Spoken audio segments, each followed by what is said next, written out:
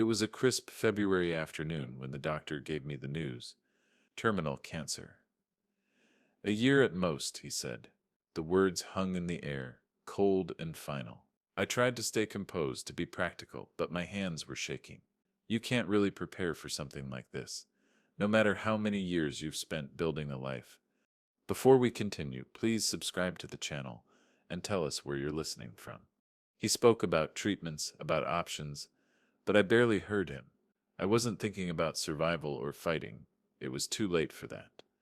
I was thinking about the end, about how my time was running out, and how little I had left to control.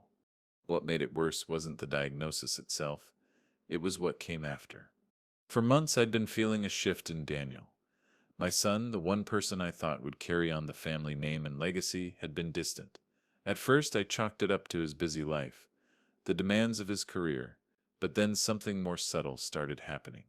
He became more interested in the family finances, questions that didn't seem normal for a son who had never shown much interest in anything outside his own world. Things like, what's the balance in the retirement account? What does the will look like? Do you have everything in order, just in case? I didn't think much of it at first. It was natural to prepare, right? But I had been too focused on my diagnosis to notice the change in him. And then one evening, everything clicked. I had just come home from a doctor's appointment and was sifting through some old paperwork in the kitchen when I overheard Daniel's voice, low, urgent. It came from the study. I didn't mean to eavesdrop, but I couldn't help it. The words froze me in place. Yeah, I'll make sure it's set as quick.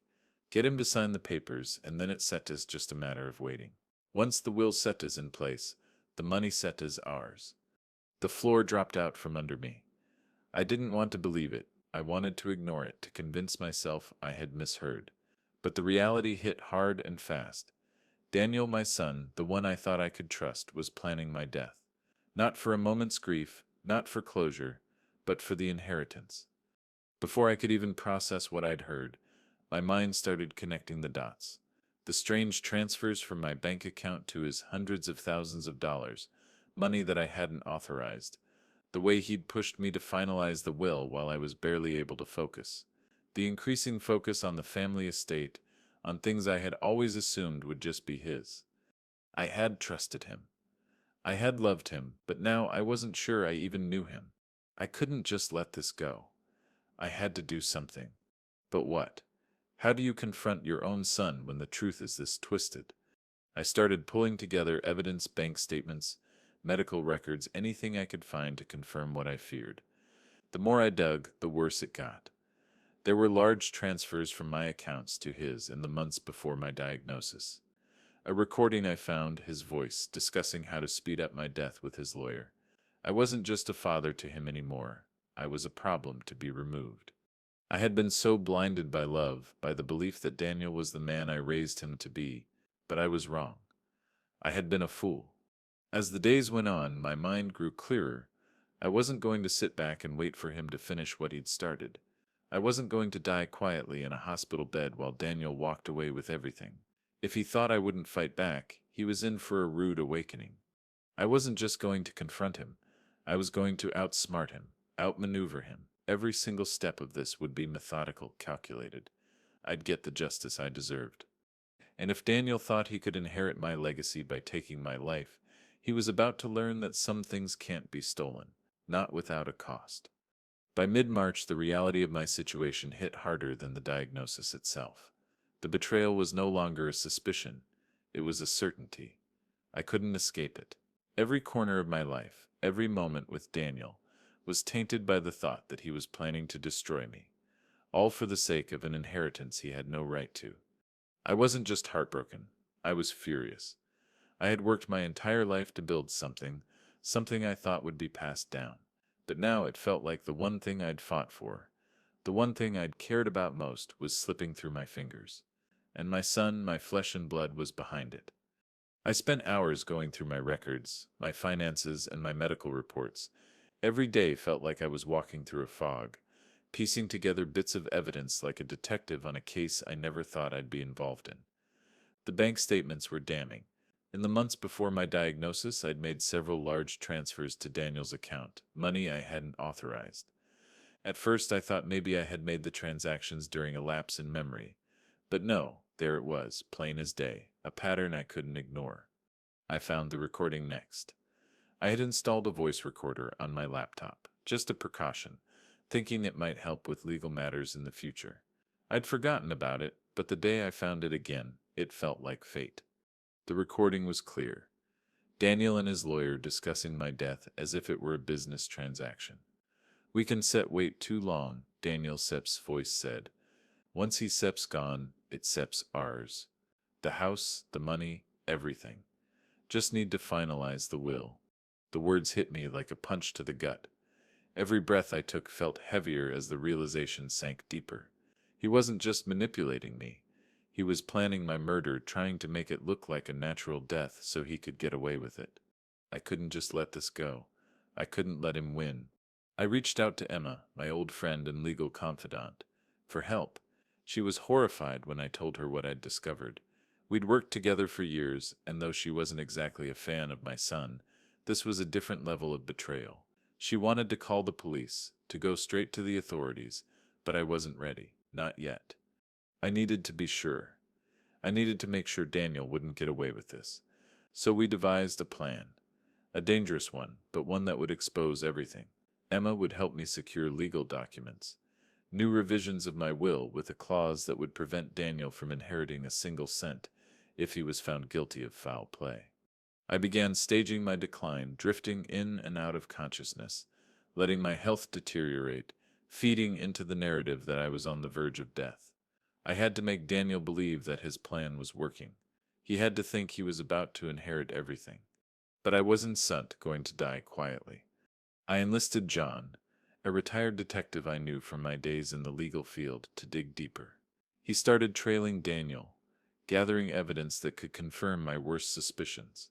The more he uncovered, the worse it became. Tampered medical appointments, falsified prescriptions, even manipulated records at the funeral home. It was all there right in front of me. But I wasn't ready to confront Daniel yet. It was all leading up to something bigger. A moment where everything would come to light, and Daniel would finally understand the price of his betrayal. I just had to make sure the timing was perfect. But every day, the weight of this plan grew heavier. Emma, though loyal, began to question whether we were crossing a line. "Apollo," she said one day, her voice trembling, "are we doing the right thing? Is this the justice you want?" I couldn't blame her for doubting. This wasn't just about revenge, it was about exposing the truth. And in the end, that was all I could hold on to.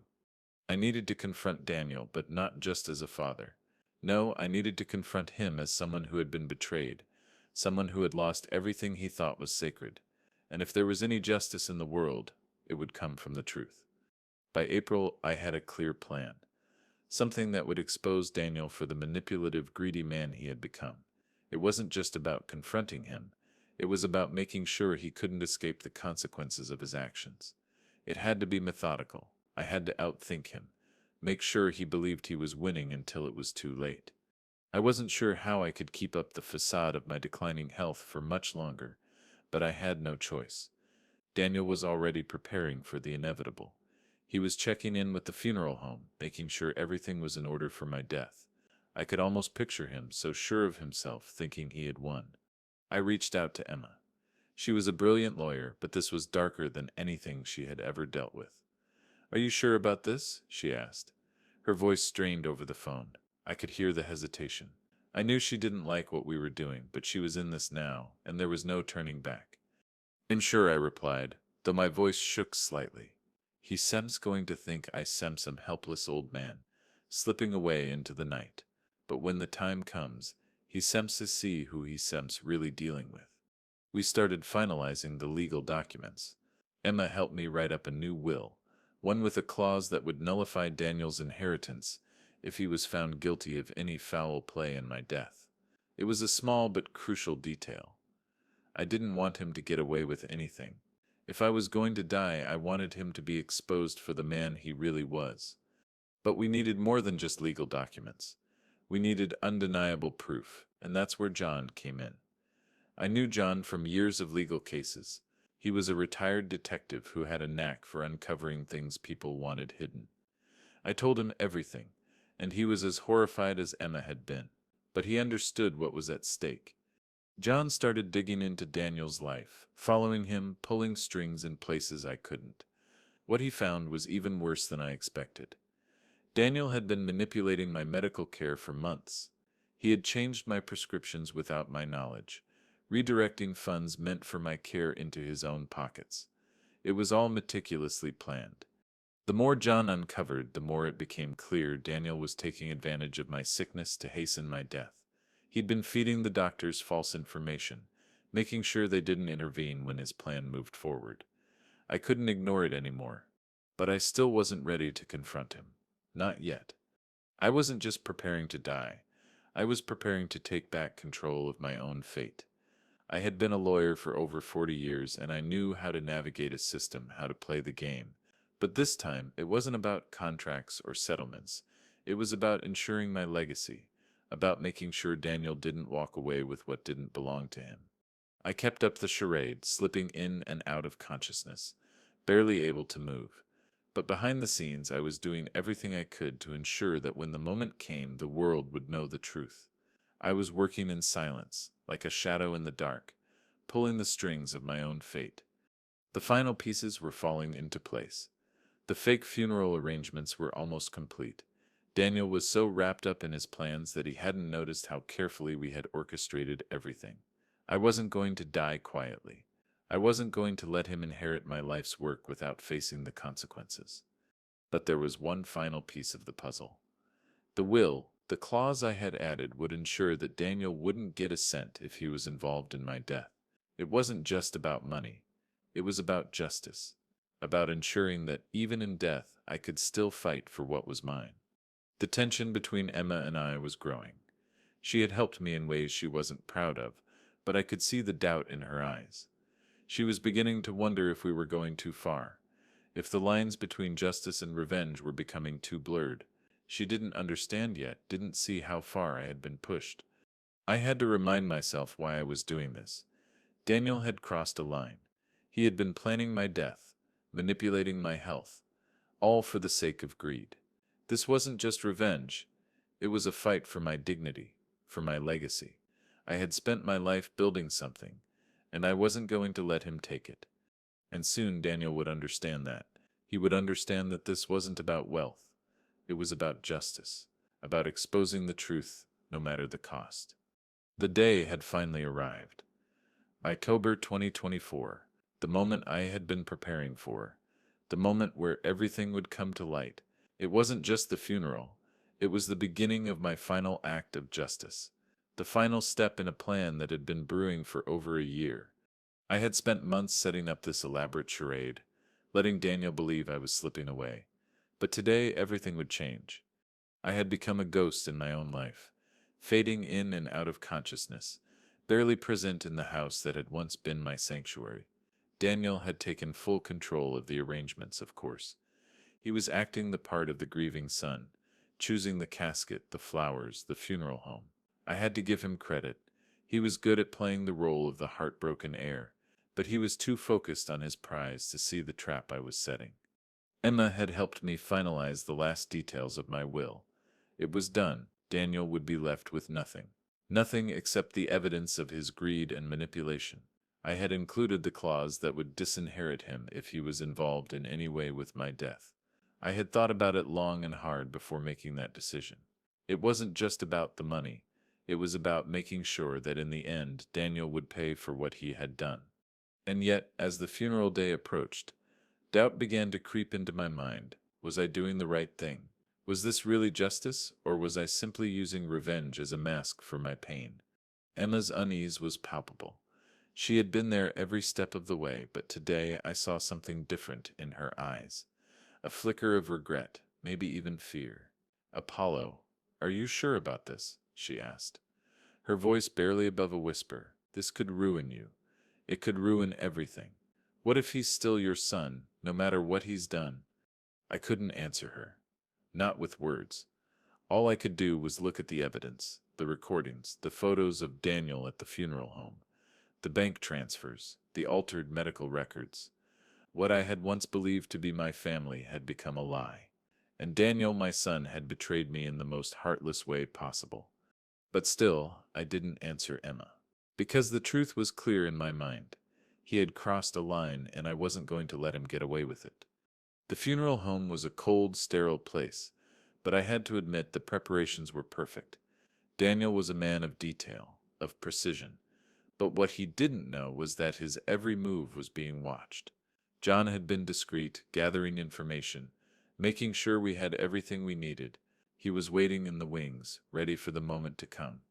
I couldn't bring myself to look at Daniel. Not yet. It felt too real, too close. I had to stay in the shadows. I had to wait for the right moment. The tension was unbearable. As I listened to the sounds of the funeral preparations from my hidden place in the house, Daniel was in full control, organizing the last details, rehearsing his eulogy. I could almost hear him practicing the words he thought he would say to mourn my passing. But I wasn't set dead. Not yet. The irony of it all wasn't lost on me. Here was my only son preparing for my death as if it were an event to be celebrated. But all along it was my plan that would play out. His greed and manipulation were about to be exposed to the world, and there would be no escaping it. I checked the time. It was almost time. The room was set. The stage was ready. I could feel the weight of the moment pressing down on me. This was the culmination of everything I had worked for, everything I had endured. And as I sat there, hidden in the shadows, I couldn't help but wonder if it was all worth it. Was the justice I sought worth the price I had to pay? Would the pain of losing my son, of knowing what he had done, ever heal? I couldn't answer that yet. But today, Daniel would finally learn what it meant to betray his father. The funeral hall was filled with the scent of flowers, cold and artificial. There was a low murmur in the air, the kind of hushed atmosphere that surrounds an event like this. Daniel stood at the front, his face a mask of grief, eyes red-rimmed as if he had spent the night crying. He was the grieving son, the one who had lost his father to an illness no one could fight. And yet, as I watched from the hidden room, I knew the truth. He was mourning the idea of me, not the man I was. To him, I was just a means to an end. I listened as the murmur of voices grew louder. People started arriving, family, friends, colleagues who had known me over the years. None of them suspected what was really going on. No one had any idea what was about to unfold, but I did. And I could feel the weight of it on my chest. The moment was approaching. The moment where everything would change. I had been preparing for this for months. And yet, as I sat there waiting for the signal, I couldn't help but feel a chill run down my spine. I had spent so much time planning every detail of this moment, but now that it was here, it felt surreal. I wasn't dead. Not yet. But Daniel didn't know that. He didn't know anything. I could hear him, his voice rising above the low hum of the crowd, his rehearsed speech about loss, about the pain of losing a father. His words were smooth, practiced. He had probably written that speech days ago, perfecting every sentence, every word to make it sound as heartfelt as possible.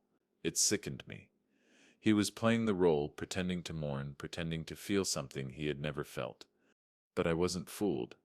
I could hear the falseness in his voice, even from behind the closed doors. It was all about the inheritance. It always had been. I stood up, pushing myself off the chair with difficulty. My body ached, but the adrenaline was enough to keep me moving. Every step I took felt heavy, but I wasn't going to let that stop me.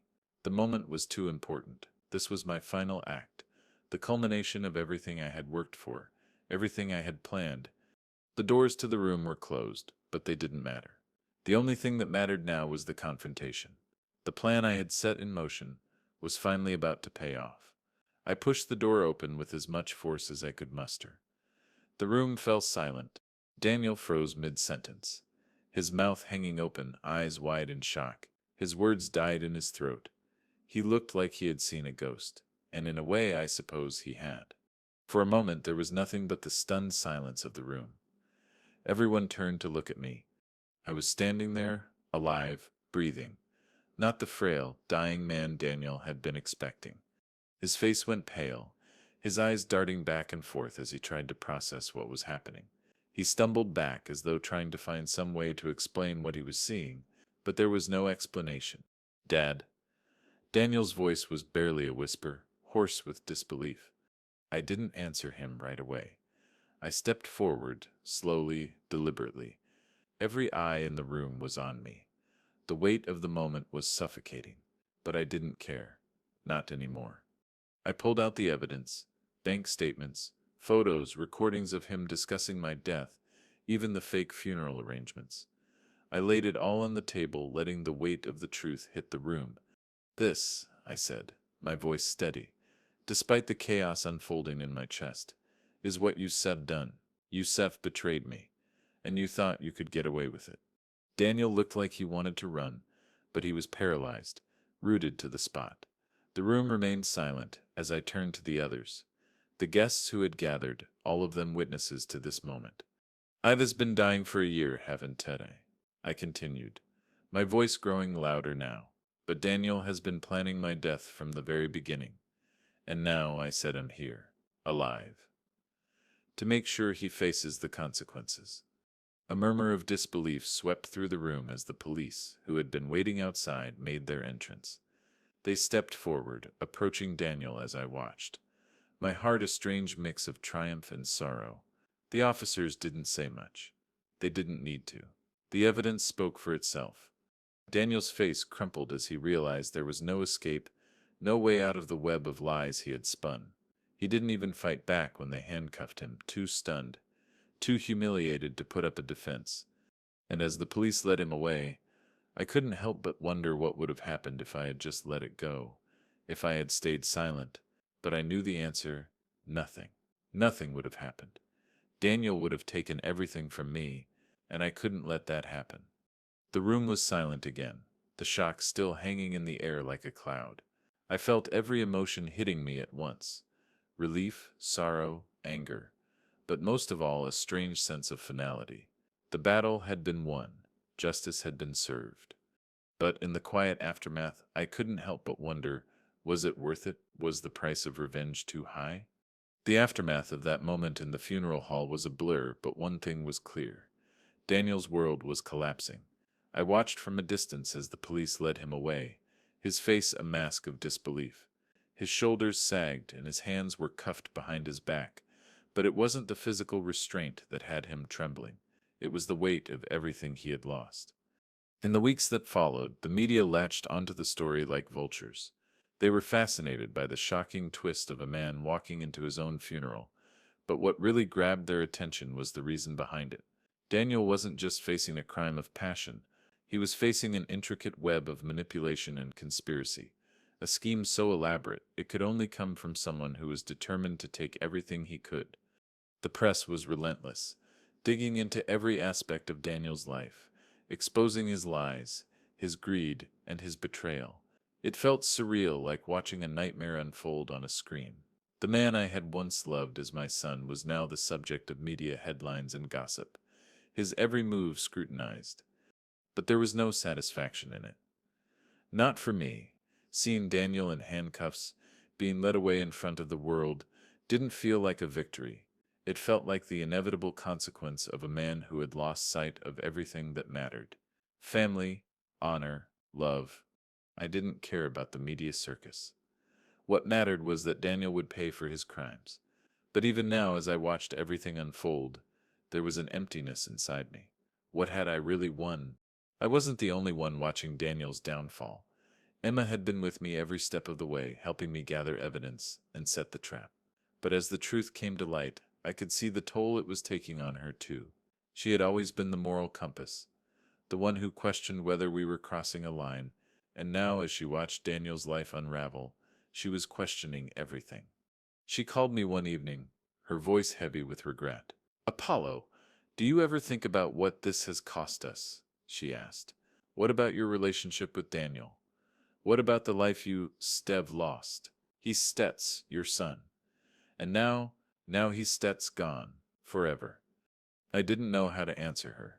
Part of me wanted to say that I had done what was necessary, that justice had been served, but the other part of me, the part that still remembered the boy I raised, felt the sting of her words. The days that followed were a blur of legal proceedings. Daniel was arrested and charged with conspiracy to commit murder, fraud, and manipulation of medical records. The charges piled up, each one more damning than the last. His defense was weak. There was no way to explain away the evidence, the recordings, the photos, the bank transfers, all the proof of his plan to kill me. The trial became a media spectacle with reporters and cameras everywhere. Daniel's reputation, once polished and perfect in the eyes of the public, was shattered beyond repair. But as much as I wanted to feel triumphant, I couldn't escape the feeling that I had lost something irreplaceable. My son was gone, not just physically, but emotionally, and I was left with the consequences of his actions. A family forever torn apart. I attended the trial, sitting quietly in the back, watching as Daniel's fate was sealed. The courtroom was full, but it felt like I was alone. I had spent my life building something that was supposed to last, something that was supposed to be passed down. But now, it felt like I had nothing. No son, no legacy, just a hollow victory. I wasn't the only one affected. The rest of the family was torn apart by the truth. Daniel's mother, who had always been a strong presence in our lives, couldn't bear to watch him in handcuffs. She left the courtroom in tears, unable to reconcile the man her son had become. And me.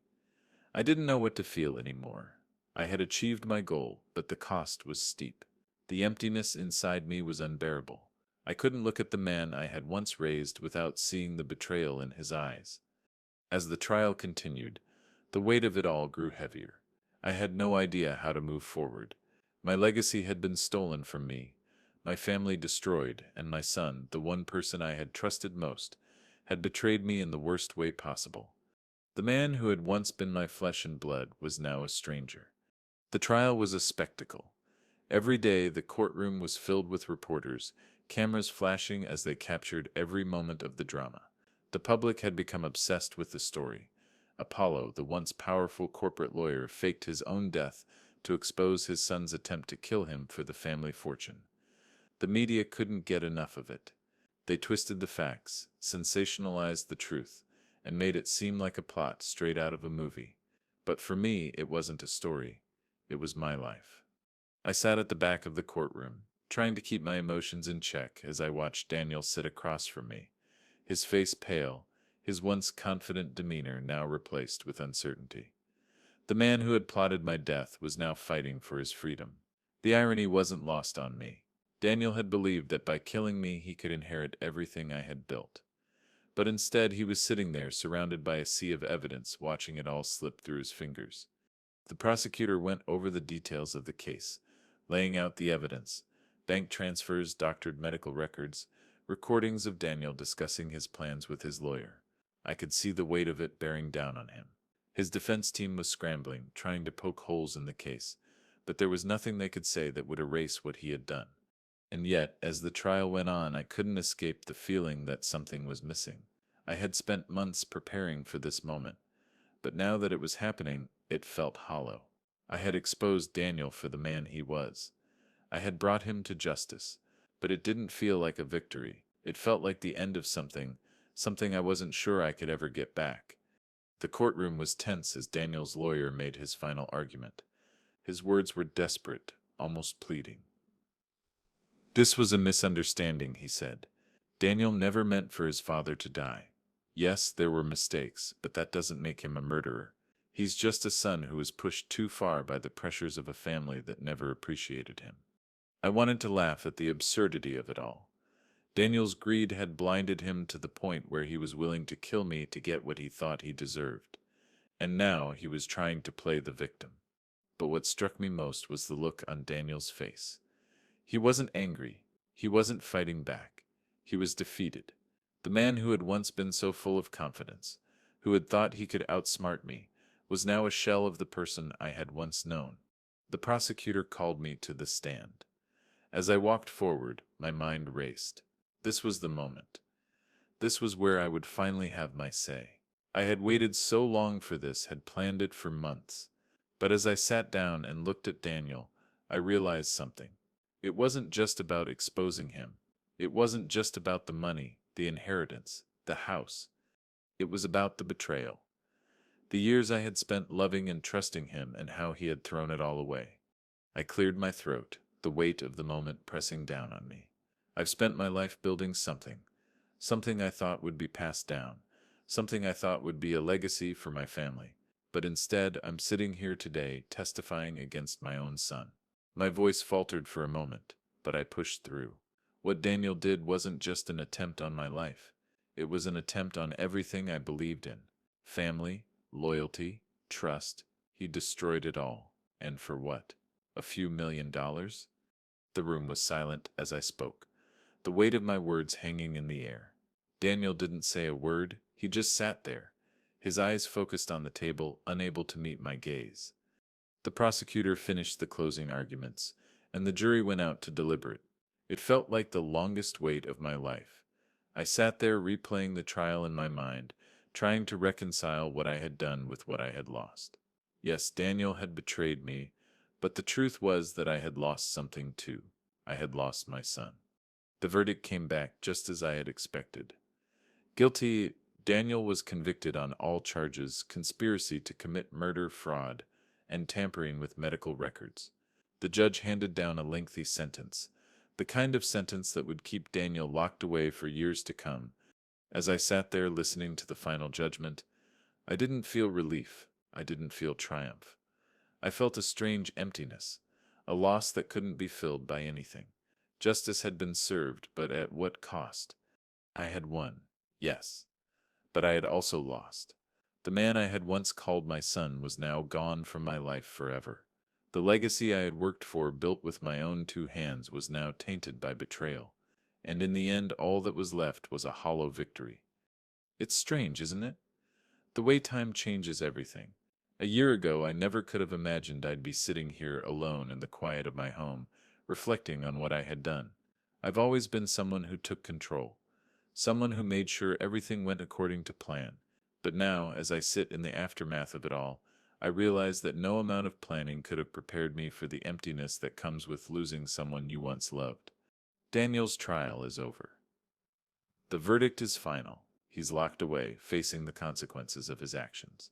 The media has moved on to the next story, the next scandal, but I'm left with the wreckage. My family is torn apart, my legacy has been shattered, and I'm forced to live with the fact that my own son tried to kill me for money. I never thought I'd be here, looking back at the mess I've made. I thought revenge would bring me peace. I thought that once I had exposed Daniel for who he really was, I'd be able to walk away knowing I had done the right thing. But that's not how it works, is it?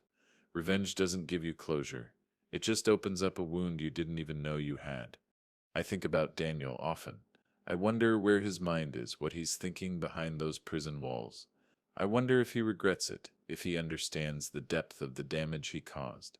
But then I remember the look on his face as they led him away in handcuffs, his eyes wide with disbelief. That look, the realization that his entire world was crumbling, was almost enough to make me feel something. But I don't. I don't feel sorry for him. He made his choices, and now he has to live with them. And yet, there's something in me that can't shake the feeling that I've lost more than just Daniel. I've lost the family I thought I had. I've lost the future I once envisioned. When you give everything to your family, your time, your love, your legacy, and they turn on you, what's left? What happens when everything you thought was secure is ripped away by someone you once trusted? I don't know the answer. All I know is that I've done what I needed to do. Justice has been served, even if it didn't come with the satisfaction I imagined. I've exposed the truth, and Daniel will never have the chance to take what isn't his again. But the price of that justice is steep. I lost my son. I lost the bond we had. And no amount of money, no amount of justice can replace that. I still think about the old days sometimes. When Daniel was a child, before the greed took root, before the resentment festered, he had so much potential. I had dreams for him, dreams of watching him grow into a man who would carry on my legacy with pride and honor. But somewhere along the way, I lost him. Somewhere along the way, he became someone I didn't recognize. I could sit here and blame myself. Maybe I didn't do enough. Maybe I missed the signs. But that doesn't change what happened. And it doesn't change the fact that at the end of the day, Daniel chose to betray me. What hurts the most is the realization that the bond between father and son is fragile. You think you've done everything right, that the love and care you give will be enough to shield them from the darker parts of themselves. But it isn't. Sometimes that darkness wins, and there's nothing you can do to stop it. I've spent a lifetime building something, but now, as I look around at the remnants of my life, I realize that the one thing I couldn't control, the one thing I couldn't save, was the relationship with my son. And that's something I'll have to live with for the rest of my life. Before all of this happened, I used to think that family was the most important thing in the world, that loyalty and trust would always be there, that no matter what happened you could rely on the ones you loved. But now I see that loyalty is something that can be lost in an instant. Trust can be shattered, and once it's gone, it's hard to get back. I've learned that revenge is not a clean path. It doesn't give you the satisfaction you expect. It doesn't make everything right. All it does is expose the truth, and the truth is often a bitter pill to swallow. So now, I'm left here, in the quiet of my home, wondering if I would do it all again. Would I go through the pain of losing Daniel, of tearing my family apart just to ensure that justice was served? I don't know. Maybe it was worth it, maybe it wasn't. But one thing is certain, I will never be the same again. And neither will Daniel. It's strange how life works out. When I first learned about Daniel's betrayal, I had a plan, a methodical, calculated plan that would expose his greed and ensure he faced the consequences. I thought I had it all figured out, how it would play out, how I'd walk away knowing that justice had been served. But now, as I sit here reflecting on the aftermath, I can't help but think about the final irony of it all. Daniel lost everything. His freedom, his family, his future, because of his own arrogance. He thought he could take it all. He thought I was weak, that my love for him would blind me to his plans. But I saw him for what he was. I saw the greed and the manipulation, and I couldn't let him get away with it. I couldn't let him destroy everything I had worked for. I had set the trap, laid the foundation, and watched it all unfold. And when it was over, I felt nothing. I still think about the years I spent building something, something that was supposed to be passed down, something that was supposed to be a legacy, but Daniel never saw it that way. To him, it was a prize to be won, a fortune to be claimed, and when he couldn't have it the easy way, he decided to take it through murder. He had no idea that his actions would lead him here, locked in a prison cell, his future destroyed. But that's what happens when you betray the people who love you. It's not just the material things you lose, it's everything. Your dignity, your relationships, your sense of self. Daniel's life is over, but I can't help but wonder if it's even worth it to him anymore. There's a certain satisfaction in seeing him locked away, knowing that he will pay for what he did. But there's also something hollow about it. Justice has been served, but what about the cost? What about the years of love and care I gave him, only to watch him turn his back on it all? What was the point of it all? I think about the last time I saw Daniel. He was sitting in that courtroom, his eyes dull and lifeless, his confidence completely shattered. He didn't speak, didn't fight. He just accepted his fate, knowing there was nothing he could do to change it. And in that moment, I realized something. The man I had once known, the man I had raised, was gone. He had become a stranger, a man driven by greed, by entitlement, by the belief that everything was his for the taking, and now he was paying the price for that belief. Before all of this happened, I thought that I was doing the right thing. I thought that exposing Daniel's betrayal would bring me peace. But now I see that the cost of justice is steep. It's not just about money or inheritance. It's about the loss of something far more important, the bond between father and son. As I sit here, I realize that Daniel's appeal was denied. He will serve his time, and he will never get another chance to make things right. And I wonder if, deep down, he regrets what he's done, if he even understands the depth of the destruction he's caused. But the real irony, the one I can't shake, is that Daniel thought the inheritance was his. He thought he deserved it. But in the end, it was never his to take. And now he has nothing. Nothing but a prison sentence, and the memory of the man he once called his father. And me? I'm left with the same question I've had since the beginning. Was it worth it? Maybe I'll never know. But one thing is certain. You didn't lose me, you gave me away. Time has a way of dulling the sharp edges of pain, but it never completely erases it. It's been months since Daniel was convicted, since my life took a turn I never expected. I'm still here, living with the consequences of my actions, trying to find a way to move forward. But no matter how much I try to forget, the weight of what I've lost lingers. It's quiet now. My house feels emptier than it ever has. The echoes of a life once full of laughter, family, and love seem like distant memories. What I thought would be the end of my story, the moment when justice was finally served, has instead become just another chapter in a much larger, more painful book. I thought I would feel relief. I thought I would feel victorious. But I don't. I've spent my days alone, sorting through the remnants of my life. Old photos, legal documents. The house that once felt like a home now feels like a tomb, a mausoleum to everything I thought I had. The inheritance that Daniel sought so desperately is now a hollow victory. It's mine, yes, but it feels meaningless without the people I once trusted, without Daniel. I've come to realize something. Revenge doesn't heal wounds. It doesn't fill the emptiness left behind by betrayal. What it does is expose the truth, for better or worse.